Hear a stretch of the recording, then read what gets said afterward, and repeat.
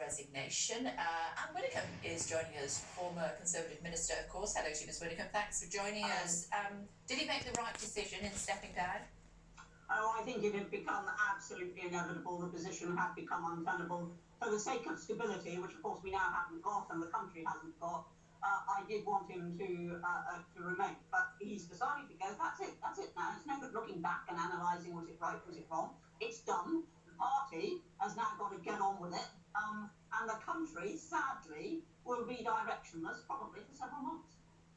Didn't hear him apologising. He never used the word apology, did he? He didn't seem to feel that he'd done anything wrong. Well, perhaps he thinks he hasn't. Perhaps he believes that he did not deliberately lie, that he may have got things wrong, but it wasn't deliberate. But frankly, when you say he didn't apologise, I have been irritated over the last few months hearing nothing but apologies from this Prime Minister. He's always saying, yes, I got it wrong, I apologise. Why you want him to stand there and say it yet again yesterday, I do not know. He has gone. Now let's concentrate on the future. Whatever, heaven help us, that future might be. But here we are with a cost of living increase, record NHS waiting lists, war in Ukraine, and we don't know who the Prime Minister is. God help us. Do you think he had anything to apologise for? Well, I'm not convinced that he deliberately lied, but I think the thing that he lacked throughout was any sort of grip. Boris is naturally chaotic. Now, he should have recognised that the instant that he became Prime Minister, as he did when he became Mayor of London and let others do the organisation. He should have recognised that and made two resolutions. One was not to speak until he'd ascertained his facts, and all his problems have come from the fact he just speaks, just says what he thinks, and then has to revise it later. But secondly, he should have had the savvy right from the start, to say, right, we need somebody in Downing Street with grip. And once Dominic Cummings had gone, and I don't hold a brief for Dominic, but he had grip. Once Dominic had gone, there was no grip in Downing Street. Nobody was saying to the Prime Minister, shut up and think what this looks like. Not how you think it is, but what it looks like. And he just didn't have that. He is natural chaos. I mean, everybody who's ever dealt with him knows that he used to miss appointments, that he didn't know from one day to the next what it was he said he was going to do the day before. Now, that's fine because he also had big views and a lot of courage, but it needed somebody behind him getting that organised. He's lacked that throughout. He also promoted a sexual predator. Are you talking about Chris Pincher? Yes, I am. Yeah.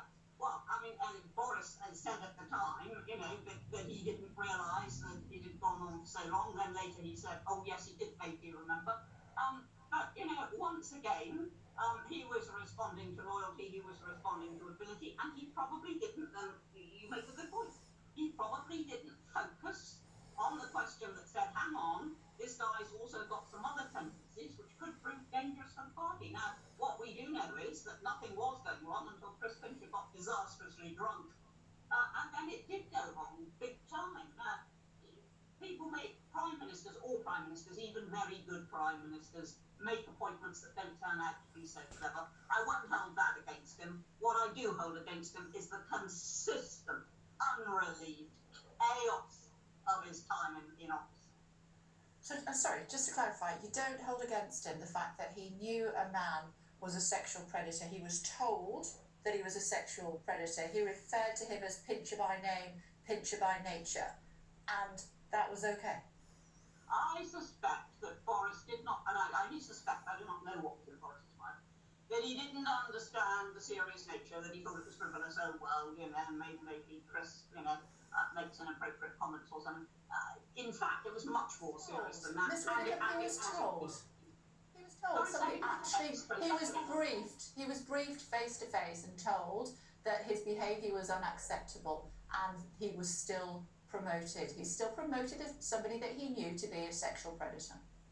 Well, as I say, I think Boris may not have understood fully, because Boris does not concentrate, the extent to which that man did misbehave. Now, it's done, Kay. I mean, this is the point I keep making today. We can go over it forevermore, but it's done. And the big question in my mind is, what happens next? Who is going to be the leader? How is this country going to be run in the interim? And I must say, you're inviting me to condemn Boris this morning. Look at people who are laughing and gloating. The Russians, for a start, Barnier and Verhofstadt are carrying on. If you judge a man by his enemies, we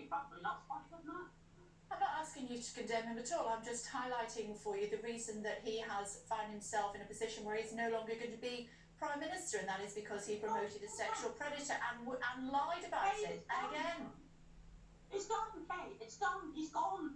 You've got what you want. he's still in Downing Street. He's gone though. He doesn't realise, according to his speech, listening to his speech, he doesn't feel that he's done anything wrong, and the only thing that went wrong for him was that the herd turned against him. He has no contrition.